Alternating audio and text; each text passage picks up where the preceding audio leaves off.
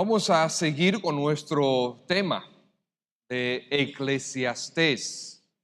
Yo no sé si usted está cogiendo el gusto, está tomando el gusto de Eclesiastés, pero yo estoy tomando más gusto con Eclesiastés. La verdad es que es un libro fascinante y nos ayuda a colocar las cosas en perspectiva. Eclesiastés capítulo 3. Hoy vamos a hablar de el tema sucesos en la vida. Sucesos en la vida, Eclesiastés 3. Vamos a orar y vamos a leer los versículos del 1 al 11. Padre, en el nombre de nuestro Señor Jesucristo, delante de ti estamos como siempre. Aquí está la Iglesia Bautista Cristiana, todos nosotros aquí congregados con la expectativa de que tú nos hables, Señor, y a pesar de nuestro pecado, por favor, háblanos. A pesar de nuestro pecado, a pesar de nuestra maldad, en el nombre de nuestro Señor Jesucristo, por causa de su cruz, de su sangre derramada, te rogamos, oh Dios, que nos visites para transformarnos, para que seamos más como Él es, para que podamos exaltarlo, mantener nuestras vidas enfocadas en Él. Te pedimos, oh buen Dios, que tú nos concedas esto porque queremos ver tu gloria y queremos que otros te glorifiquen también a través de nosotros. En Cristo Jesús, tu Hijo, nuestro Señor y Salvador, por Él y para Él pedimos estas cosas. Amén. Eclesiastés 3, versículo 1 dice, todo tiene su tiempo y todo lo que se quiere debajo del cielo tiene su hora. Tiempo de nacer y tiempo de morir. Tiempo de plantar y tiempo de arrancar lo plantado.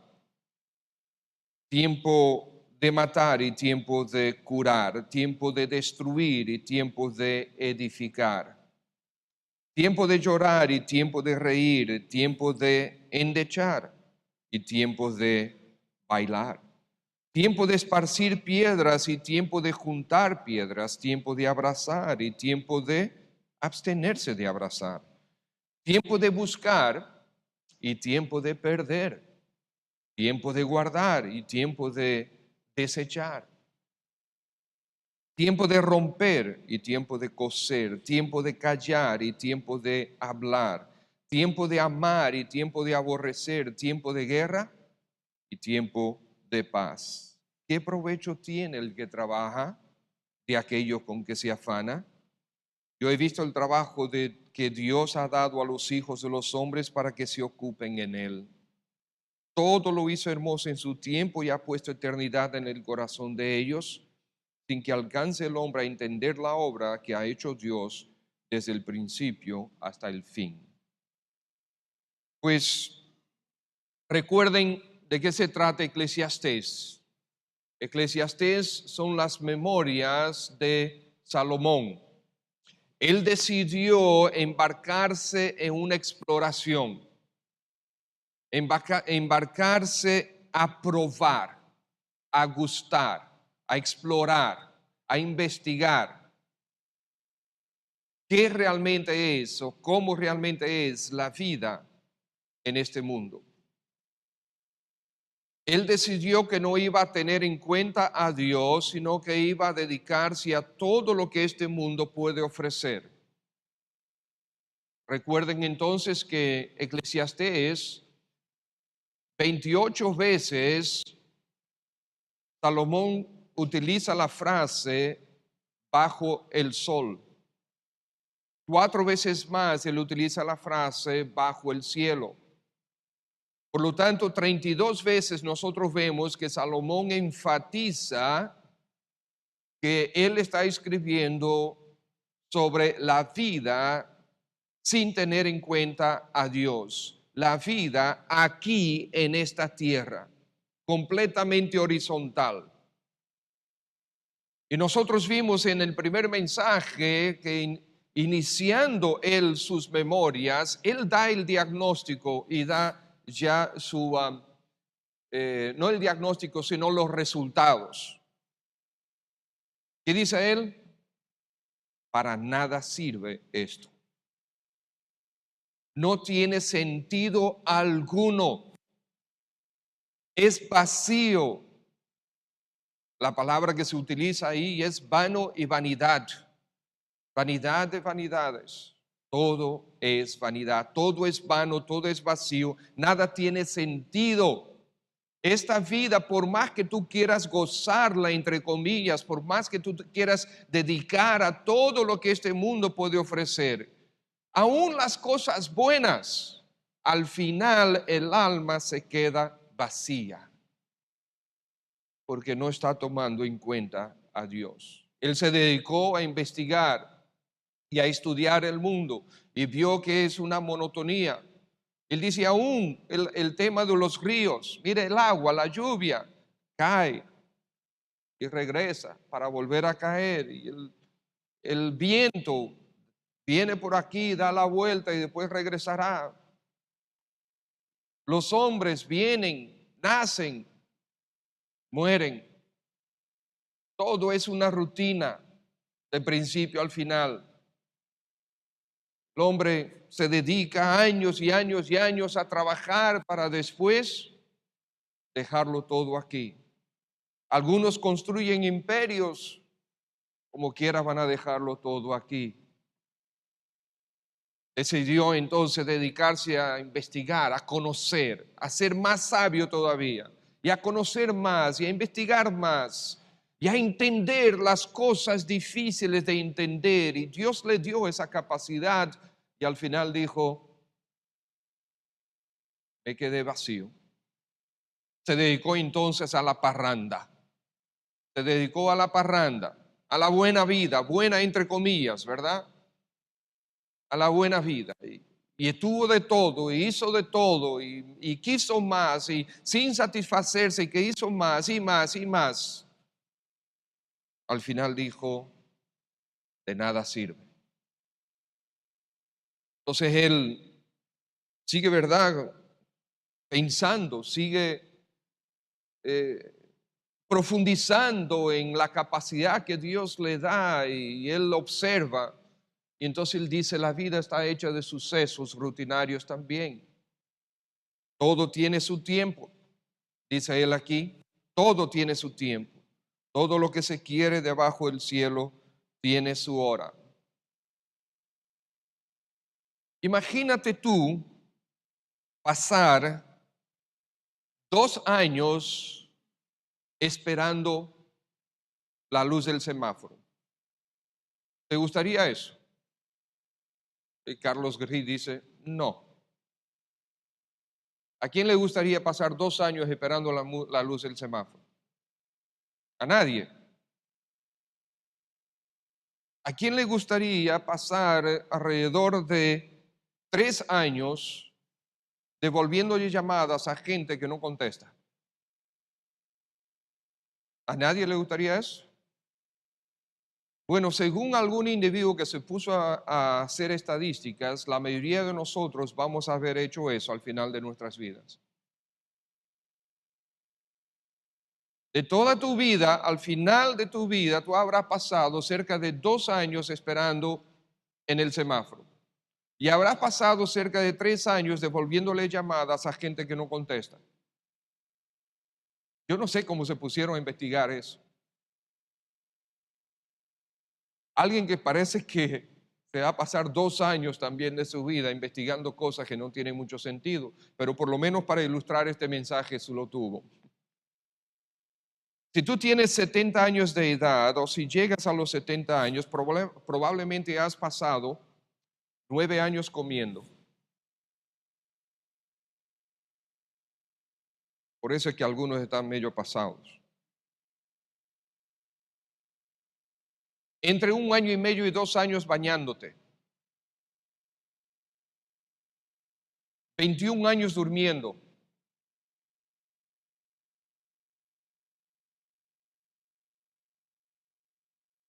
La mayoría cerca de 26 años trabajando. Pero tú dices, pero yo tengo 40 años trabajando. Sí, pero si nosotros determinamos cerca de 9 horas por día de trabajo, es una estadística, verdad, generalizada. 9 años en el tránsito, en la calle.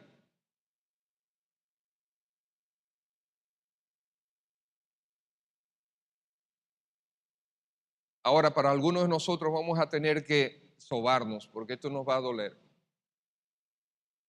Entonces, fíjense, 9 años comiendo, 21 durmiendo, 26 trabajando, 9 en el tránsito, 3 devolviendo llamadas a gente que no contesta, y la mayoría van a pasar solamente cerca de 5 años con su familia. Y la mayoría van a pasar menos de un año adorando al Señor en la iglesia. Los más fieles, si asisten 3 veces a la semana, probablemente 2 años y medio.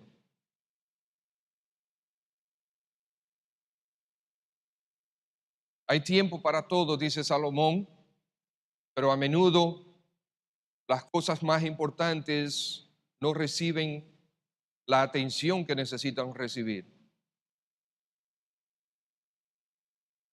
En estos versículos, Salomón demuestra o desea demostrarnos una vez más que él estudió la vida debajo del cielo. Y la vida está compuesta de tiempos. Es interesante buscar en el diccionario las definiciones de tiempo. Y algunas de ellas son media confusas. No voy a darles una ilustración de tiempo. Pero los tiempos tienen contrastes, tienen contrapartes, demuestra él en estos versículos. Cuando llega uno de los sucesos, debemos entender que el otro vendrá también. Y los tiempos, hermanos, están bajo la disposición de Dios. Algunos de los tiempos Dios los determina, los predetermina, y otros los permite. Pero todo está bajo su absoluto control y conocimiento. Conocimiento previo, conocimiento inmediato. Y entonces Salomón aquí describe 14 sucesos con un lado positivo y un lado negativo. Por lo tanto, si quieres, se vuelven 28 sucesos. Entonces comienza él diciendo, hay tiempo para nacer y tiempo para morir. A algunos les gusta la primera parte, pero están aterrorizados de la segunda. Y para el cristiano verdadero, la segunda parte no debe aterrorizarlo, y eso hemos hablado bastante y seguiremos hablando mientras el Señor nos dé vida. Tiempo para nacer y tiempo para morir. De estos dos, ¿cuáles controlas tú?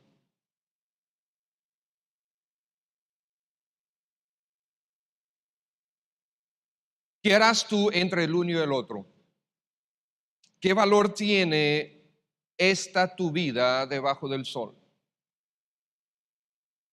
¿Por qué estás aquí en este mundo? Estas son preguntas que muchos se han hecho y repetido. Esta es la pregunta que el mundo no ha podido contestar a satisfacción del alma. Porque si tú evolucionaste, no eres más que un animal un poco más dotado que los demás. Ese hecho, de hecho, eso es lo que te enseñan en los colegios y en la universidad. Y si no eres nada más que un animal, ¿por cuál razón entonces sientes vacío en tu vida? Nosotros podemos ver, por ejemplo, que hay animales que están tristes. Sí, la tristeza también, hay animales que se ponen tristes. Si tú tienes mascotas en tu casa y tú las mascotas las tratas bien, si realmente son mascotas, no solamente animales que tú tienes ahí, tú puedes ver, tú puedes observar en algún momento que las mascotas se ponen tristes. Dice mi hija Ana que uno de los perritos de casa, después que Pedrocía se fue a hacer su especialidad, ella se deprimió y era una deprimida, la perrita. Yo no sé si es verdad, pero de hecho mientras Pedro Josías estuvo fuera, ese año y medio que estuvo fuera, ella tuvo problemas en su pelo. Después que Pedro Josías se regresó, se le sanó. Yo no sé si es verdad o no, pero yo no soy psicólogo de perros. Pero hay tristeza. Pero yo no veo ningún perro tan deprimido como que dice, ay, me siento vacío en esta vida. Esta vida no tiene sentido. Salomón tiene razón. Los animales no piensan así. Recuerden, hermanos, que la evolución se supone que es solamente biológica. Eso significa orgánica. Eso significa que los sentimientos ellos no pueden dar explicación para los sentimientos, pues de dónde es que salen. Porque todo es orgánico, es una molécula, ¿verdad? Que no existió nada, de repente una molécula y de ahí supuestamente, la vida, milagrosamente, okay, surgió la vida. Es verdad, milagrosamente surgió la vida, pero por el Creador. Pero todo es el proceso orgánico. Entonces, ¿de dónde sale el sentirse vacío? Sin embargo, hermanos, un día morirás, ¿y qué será de tu alma? El versículo 11, Salomón dice, Dios ha puesto eternidad en el corazón de ellos, y si el Señor permite, una próxima oportunidad vamos a desarrollar el resto del pasaje, pero es la primera vez en todo esto que Salomón nos da una pizca, como que él hace así, como que eleva los ojos un poquito hacia arriba y después lo vuelve a bajar inmediatamente. ¿Qué será de ti? Cristo Jesús tomó tu lugar en la cruz para salvarte y reconciliar tu alma con el Creador. Y al reconciliar tu alma con el Creador te convierte en su Hijo y Él se convierte en tu Padre. Y al iniciar esta relación personal y familiar con el Padre, tu alma se llena y estará satisfecha. Y mientras tú sigas en comunión con el Padre a través del Hijo y del Espíritu, tu alma estará satisfecha. Pero en la medida que te vas alejando del Padre, del Señor Jesucristo, tu alma vuelve a tener turbación. Tiempo para nacer y tiempo para morir. De eso está hecho la vida. Tiempo para plantar y tiempo para arrancar lo plantado, dice Salomón. Si no fuera así, ¿dónde estaría la alimentación de las poblaciones? Aunque la mayoría de nosotros no somos agricultores, todos nosotros sabemos que hay un momento que es el momento de la cosecha y hay un momento que es el momento de la siembra. En la primera casa, cuando vivíamos en Moca, la primera casa donde nosotros vivimos, había en el patio de atrás un árbol de aguacates, de los más ricos aguacates que yo he comido.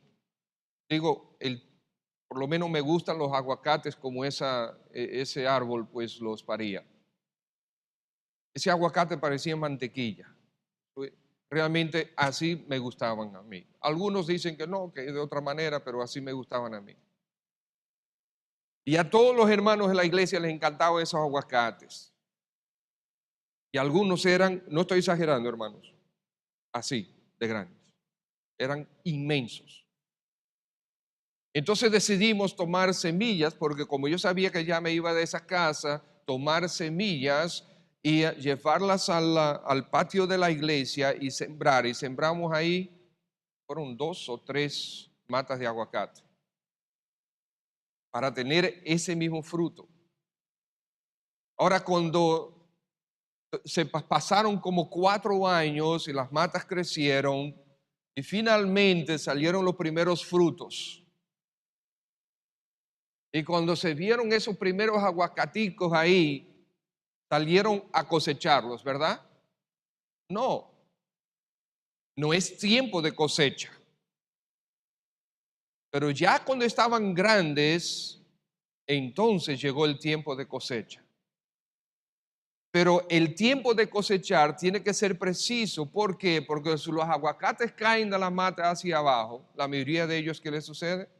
Explotan. Y si ya están bastante maduros, o entonces los pájaros, los murciélagos se los comienzan a comer. Entonces hay tiempo de siembra y hay tiempo de cosecha. Y en la vida también es así, amados hermanos. La Escritura habla mucho de eso. La ley de la siembra y la cosecha es una ley para la vida también. De hecho, gran parte de la consejería que uno da, en algún momento tenemos que tocar ese tema. Porque nuestra vida está hecha de siembra y de cosecha. Toda nuestra vida, amados hermanos. Porque hoy tú estás sembrando y tú vas a cosechar más adelante. Y hoy tú estás cosechando cosas que tú sembraste, ya sean buenas o malas. Esa es la vida. Y gran parte de la consejería es justamente trabajando con las personas para decirles, mira, tú no estás haciendo otra cosa que cosechando esto que tú sembraste. Cuando nosotros sembramos el árbol de aguacate, nosotros sembramos una semilla. Una sola semilla. Ya varias veces me han llegado aguacates a nuestra casa de esos árboles que nosotros sembramos allá. Los hermanos se acuerdan de nosotros y nos mandan unos cuantos aguacates. De hecho, la primera cosecha, ellos quisieron que nosotros la recibiéramos. Y nos mandaron 3 o 4 aguacates, no recuerdo. Qué bendición. Pero fue una sola semilla. Y de esa sola semilla se ha cosechado muchos aguacates. Esa es la ley de la siembra. Ya sea que tú siembres uvas agrias o uvas dulces, si tú siembras agrio, tú vas a comer agrio y vas a comer mucho y vas a comer por mucho tiempo. Ahora, si tú siembras dulce, tú vas a comer dulce mucho y por mucho tiempo. Es así la siembra, la ley de la siembra y la cosecha. Número 3, viene algo que no nos gusta pensar ni hablar. Y de hecho, para muchos, cuando uno dice que es el número 3, ¿verdad? Tiempo de matar y tiempo de curar. Cuando nosotros hablamos de esto y lo hablamos bíblicamente, hay algunos que no les gusta escuchar la verdad bíblica. Porque hay muchos que tienen un errado sentido de justicia. Pero es necesario decir lo que enseña la palabra. Romanos capítulo 5, versículo 12, si usted quiere búsquelo, pero no es necesario que lo busque. Dice que la muerte llegó a este mundo, ¿por qué? Llegó a este mundo por el pecado. La muerte llegó por el pecado. Por lo tanto, la muerte es una realidad de nuestra vida. A menudo, incluso, para curar hay que matar.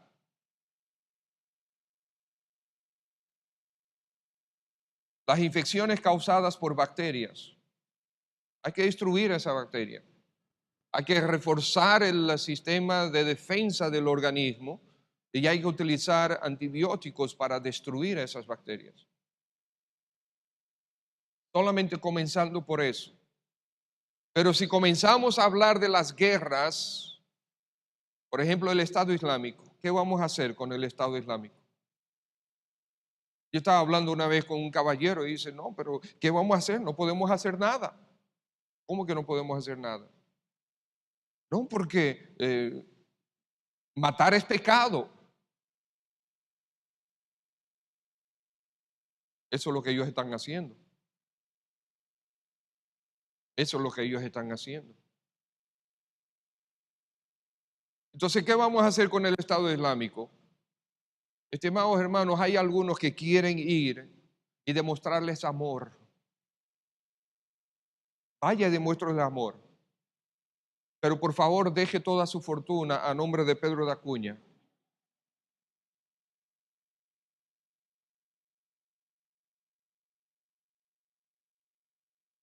Nosotros no podemos olvidarnos que el pecado es malo, malísimo y más que eso. No podemos olvidar que esta maldad, hay gente que llega a un estado de maldad tal que nosotros para defender a los demás tenemos que destruirlos a ellos. Ay, pastor, pero usted no debe hablar así, usted es pastor. No, yo estoy diciendo lo que dice la Biblia.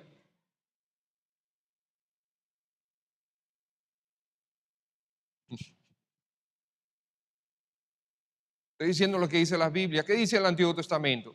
Lo dice claramente. Si hay un hombre que asesina al otro, lo dice, hay la pena capital. Ay, pastor, pero nosotros somos bíblicos. Sí, pero es la Biblia que está diciendo que la pena capital existe. Pero ahora estamos en el Nuevo Testamento. Vaya al Nuevo Testamento que también lo confirma. En Romanos capítulo 13. Pero eso no es de ser cristiano, eso es exactamente ser cristiano. Estimados hermanos, cuando el Señor mandaba a destruir pueblos en el Antiguo Testamento, ¿por qué eran? Era justamente porque la maldad se estaba reproduciendo a tal nivel que era necesario limpiar. Ahora, ¿no le gusta eso? No, a mí tampoco me gusta eso. Y a Dios menos le gusta eso.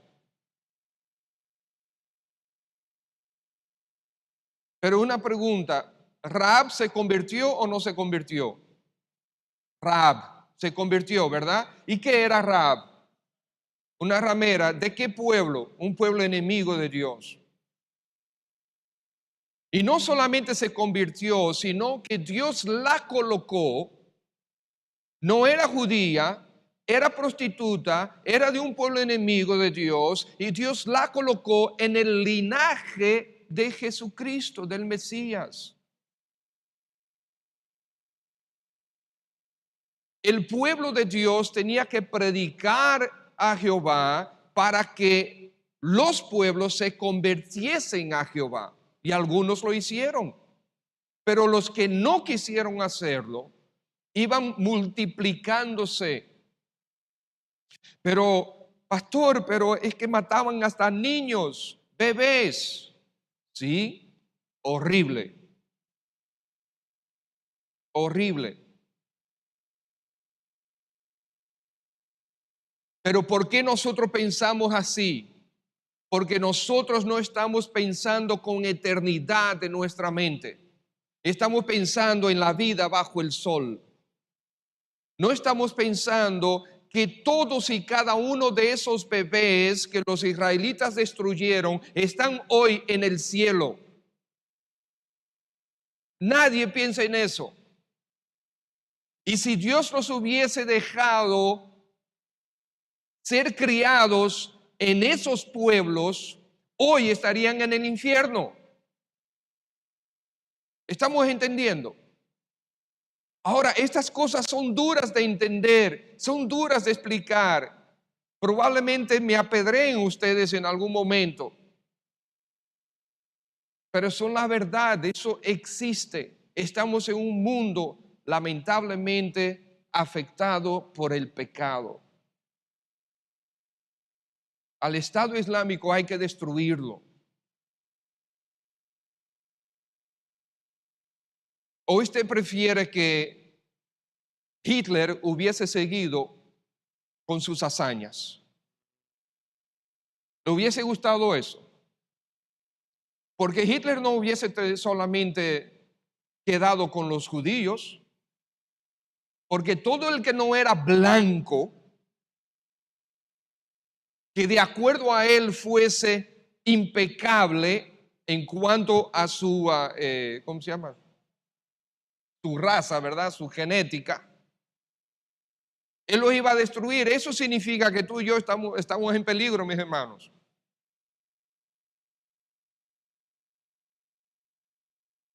Entonces, ¿qué es lo que hay que hacer con Hitler y gente como él? Sí, si quieres, predícale el evangelio, pero después córtale la cabeza también. Porque mientras tanto, los millones y millones y millones y millones de personas que murieron en la Segunda Guerra Mundial, ¿dónde están sus almas? La mayoría de ellos están en el infierno por causa de ese hombre. Tenemos que entender las cosas a la luz de la eternidad, hermanos. Y claro, la mayoría de las personas no lo ve, ni lo entiende, ni quiere entenderlo a la luz de la eternidad. Yo una vez, bueno, ya varias veces le dije que nosotros siempre nos quedamos con pena de Moisés. ¿Se acuerdan que yo le dije eso? Ay, ¿cómo va a ser que el Señor haya castigado a Moisés de esa manera? No lo dejó entrar en la tierra prometida. ¿Ok? Josué entró en la tierra prometida con 2 millones de personas atrás. ¿Cuáles eran las condiciones de vida en aquel tiempo?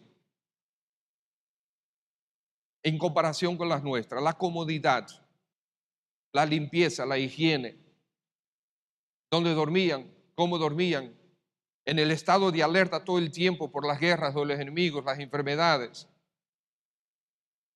Mientras Josué estaba peleando esas batallas, que duró muchos años peleando esas batallas, ¿dónde estaba Moisés? En gloria. No le tengas pena, Moisés. Eleva tu mirada de este mundo que está bajo el cielo y súbala hacia más allá del sol. Porque cuando el Señor Jesucristo se transfiguró, ¿quién estuvo ahí con Cristo? Moisés. Lo que significa que Moisés no estaba en un tal sitio que a veces les llaman yo no sé qué cosa, no voy a meterme en eso. Moisés estaba allá, en gloria, con Cristo. Que el Señor cuando resucitó llevó cautiva la cautividad, pues sí, pero Moisés estaba allá antes de la cautividad cautiva que se fue con Cristo, que no sé cuánto. Algunos no están entendiendo lo que estoy diciendo, pero hay otros sí, saben lo que estoy diciendo. Que hay unas discusiones ahí entre teólogos y gente que se cree teólogos tratando de entender cosas que Dios no nos ha dado suficiente para entenderlas claramente. Tiempo de matar y tiempo de curar. La muerte es una triste realidad, es dolorosa, pero es real. Tiempo de destruir y tiempo de edificar.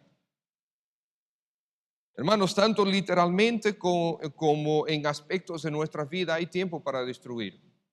Allá arriba nosotros estamos trabajando en la construcción de parte del 4º piso para el colegio. Pero antes de poder construir, tuvieron que venir unas máquinas esas que rompen el concreto y tuvieron que venir a destruir parte de lo que ya estaba construido allá arriba. Tuvieron que venir a destruirlo para poder entonces hacer los amarres correctos para colocar las columnas y eventualmente las vigas para sustentar el techo. Hay tiempo para destruir y hay tiempo para construir, para edificar. Y en la vida es así. Por ejemplo, en Colosenses capítulo 3, versículo 5, Colosenses 3, 5, vamos a buscarlo.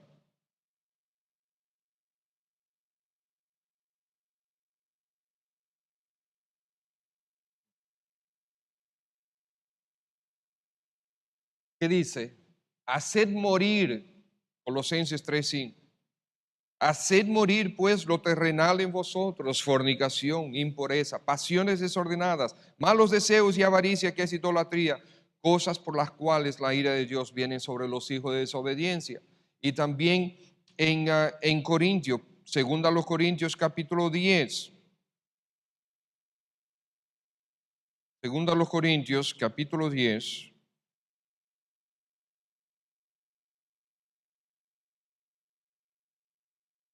Versículo 4. Porque las armas de nuestra milicia no son carnales, sino poderosas en Dios para la destrucción de fortalezas, derribando argumentos y toda altivez que se levanta contra el conocimiento de Dios, etcétera, etcétera, etcétera. O sea, en nuestra vida, y estos son solamente algunos versículos, tanto en nuestra vida como físicamente, hay tiempo para destruir y hay tiempo para edificar. Y así, hermanos, todos los demás que habla Salomón, vamos a pasar por ellos rapidito. Tiempo de llorar y tiempo de reír, tiempo de endechar y tiempo de bailar. ¿No es esto lo que nosotros encontramos constantemente? Sí, se llora cuando hay tristeza, cuando hay un funeral, hay gente endechando, como dicen, ¿verdad? En el funeral, llorando, tristeza, gran tristeza. ¿Para qué? Para que unas semanas después, unos meses después, encontramos las mismas personas cantando y hasta bailando. Porque eso es parte de la vida. Todos nosotros nos vamos a encontrar con esas realidades en nuestra vida. Hay tiempo para llorar, hay tiempo de muerte, hay tiempo de endechar, pero también hay tiempos de alegría, gracias a Dios. Salomón pudo observar todas esas cosas. Tiempo de esparcir piedras y tiempo de juntar piedras. Los comentaristas no saben exactamente a qué se refiere Salomón con esto. Algunos creen que esto se tiene que ver con el hecho de que cuando uno quería destruir la propiedad de otro, entonces le echaba muchísimas piedras y cuando estamos muchísimos, no estamos hablando 100, estamos hablando, llenaba el terreno de piedras, piedra sobre piedra sobre piedra, para destruir el terreno y para que no fuera fértil. El problema es que para entonces volver a hacerlo fértil había que recoger todas esas piedras. Hubo varias ocasiones, por lo menos 2 ocasiones que en la Escritura leemos sobre eso. Eso me recuerda que en el país donde yo nací se desató una guerra civil en el año 76 y las atrocidades que se hicieron en ese tiempo, que durante 25 años duró la guerra. Pero a veces cuando uno de los ejércitos de uno de los lados iba a un poblado donde sabían que la gente de ese poblado favorecían el otro ejército, entonces lo que este ejército hacía es que destruía todo el sembrado, lo destruía por completo y a los animales lo mataban. ¿Por qué? Para que esta población no alimentara al ejército enemigo. Uno dice, wow, pero eso es un malo. Sí, es malo, pero de ambos lados lo hacían, lamentablemente. Hay tiempo, Salomón cuando examina dice, sí, hay tiempo de esparcir tierras y hay piedras y hay tiempo de juntarlas. No está diciendo que esto es bueno, está diciendo que eso es lo que sucede. Salomón no está diciendo, no está hablando en favor de estas cosas, está diciendo estas cosas suceden a través de la vida. Y si tú puedes vivir hasta los 80, 90 años, tú vas a ver absolutamente todo esto y en grandes cantidades. Tiempo de abrazar y tiempo de abstenerse de abrazar.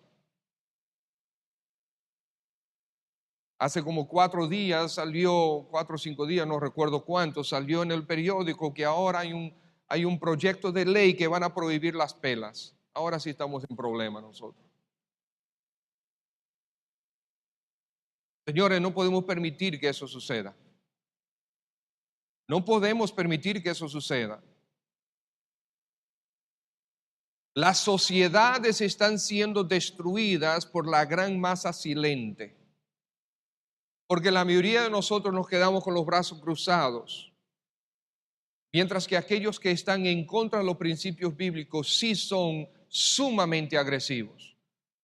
Y finalmente ellos son los que imponen sus criterios, porque los demás nos quedamos con los brazos cruzados.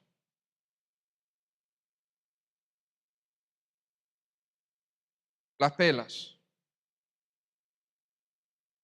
Ayer estaba yo con mi esposa en La Vega. Llevé a mi esposa a una conferencia de damas allá. Yo estaba conversando con el pastor Julio Rosa y en eso hay una muchachita que da un grito y comienza a llorar. Nosotros miramos rápidamente, ¿verdad? Y vimos a la mamá con una chancleta en la mano.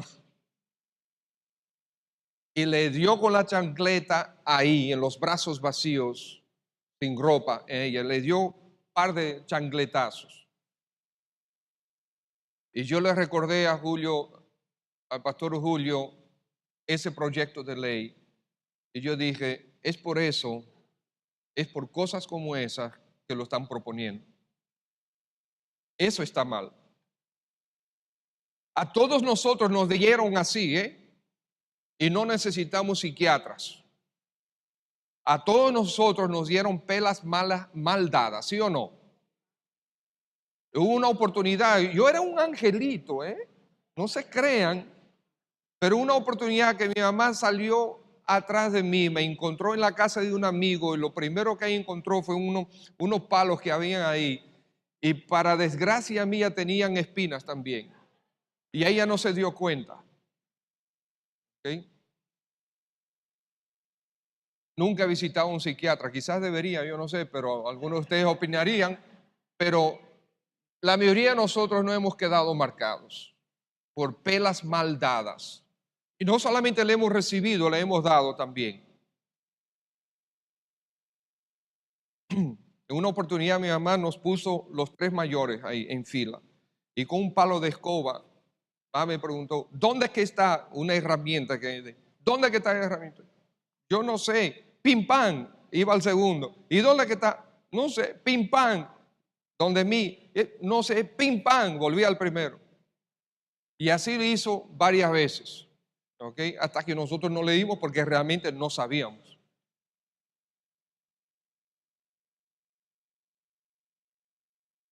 Mami tenía prohibido que nosotros prestáramos sus herramientas. Vino alguien a pedir algo prestado y la señora de servicio prestó la herramienta. Y la señora de servicio vio que mami nos estaba dando esas pelas y se quedó callada. Probablemente yo me hubiese quedado callado también.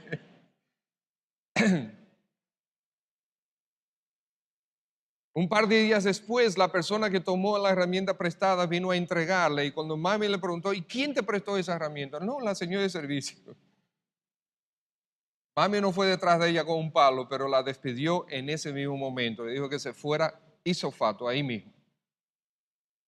Porque habiendo visto lo que... Pero lo que quiero decir es que las pelas que hemos recibido mal dadas realmente no nos traumatizan. Yo estoy seguro que esa niña que recibió ese chancletazo ayer, ese par de chancletazos, estoy seguro, por eso ella no va a quedar traumatizada. Ahora, las pelas se deben dar bien dadas. Y bien dadas significa con la intención de proteger y de guiar a los niños hacia Cristo. Y las pelas sí pueden ser seguidas de un abrazo. Pero mientras tú estás abrazando, mientras tú estás dando pela, tú no estás abrazando. Ven, hijo mío. Tituán, tituán, tituán. No. Tú le das su pela, pero después tú lo abrazas. Deja que llore. Y después vienes y lo confrontas con la palabra de Dios y con su pecado. Y lo abrazas. Y le afirmas tu amor para con él. Esa es una pela bien dada. Pero las pelas son bíblicas. Terminamos. Tiempo de, ¿dónde es que estamos? Tiempo de buscar, tiempo de perder, tiempo de guardar, tiempo de desechar, tiempo de romper, tiempo de coser, tiempo de callar y tiempo de hablar. Hubiese querido tener más tiempo para hablar sobre ese tiempo, de hablar y de callar. Pero ¿cuántos de nosotros no hubiésemos querido haber callado en muchísimas ocasiones? En más ocasiones que las que nosotros decimos, oye, yo debía haber dicho algo en ese momento. Yo creo que en más ocasiones nosotros decimos, debimos haber callado. Entonces, versículo 9 dice Salomón, ¿qué provecho? Entonces todo esto sucede, estos son sucesos que todos nosotros vamos a tener en nuestra vida. ¿Para qué? ¿De qué sirve? ¿Qué provecho? ¿Qué es lo que trae en esta vida debajo del sol? ¿Qué? Nada. Sigue siendo nada. Finalmente ahí es donde él eleva sus ojos un poquito al cielo y dice, pero es que Dios ha puesto eternidad en el corazón de los hombres. Sin Dios, sin el Señor Jesucristo gobernando tu vida, todos estos sucesos no tiene sentido. Nada debajo del sol tiene sentido. Todo es vacío, todo es sin propósito. O sea, ¿cuál es el propósito? Muy bien, ok, ya yo nací, yo me eduqué o me educaron, yo trabajo, yo prospero, yo compro, yo vendo y yo llego a viejo. Ahora ya no soy yo el que llevo y el que traigo, ahora me llevan a mí, me traen a mí. Y después llegó un momento que ya ni siquiera puedo llevar la comida a la boca, sino que me la tienen que dar cuando yo era un bebé. Y finalmente paso de esta vida. ¿Y qué?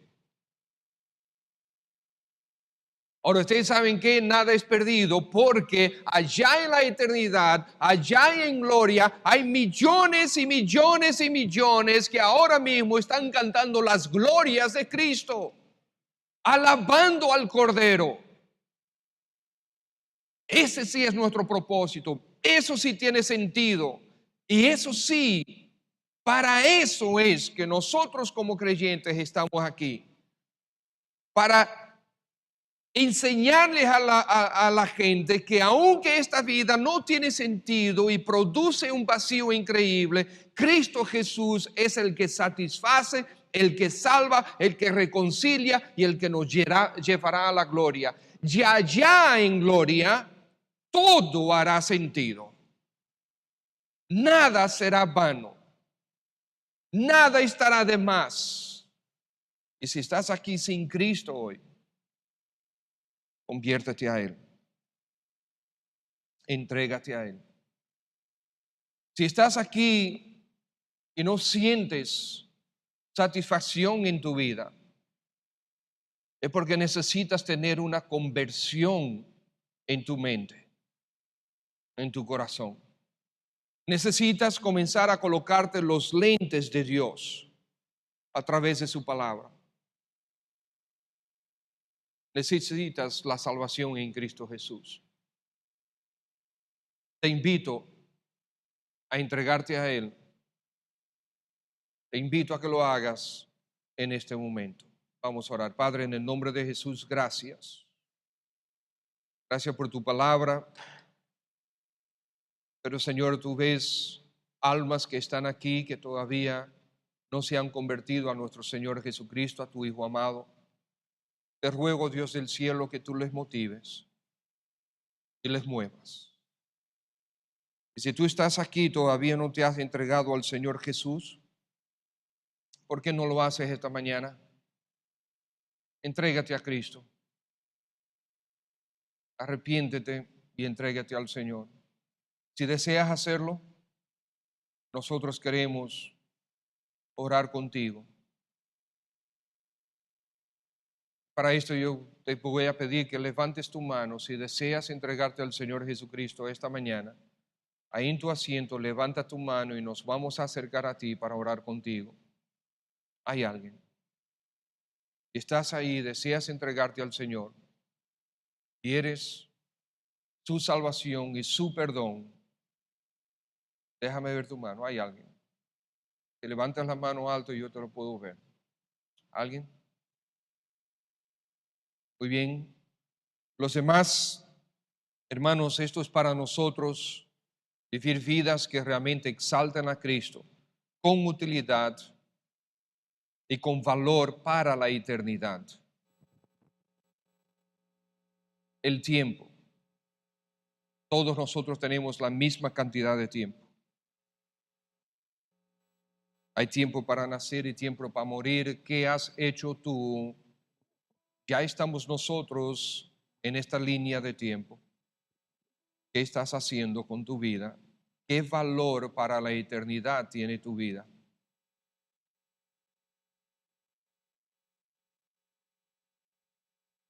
¿Qué impacto estás tú produciendo para la eternidad? Vamos a suponer que tú tienes 20 años de creyente o 10 años de creyente o 5 años de creyente. ¿Cuántas personas estarán en gloria, salvadas de la culpa de su pecado, porque Dios te utilizó a ti? ¿Has ganado a alguien para Cristo? ¿Hay alguien que irá al cielo por tu intervención? ¿Es suficiente? ¿Qué valor tiene tu vida? Son cosas que necesitamos preguntarnos y definir y tomar acción. Buen Padre, gracias por Cristo Jesús, nuestro Salvador. Gracias por tu palabra, en Él y para Él. Amén.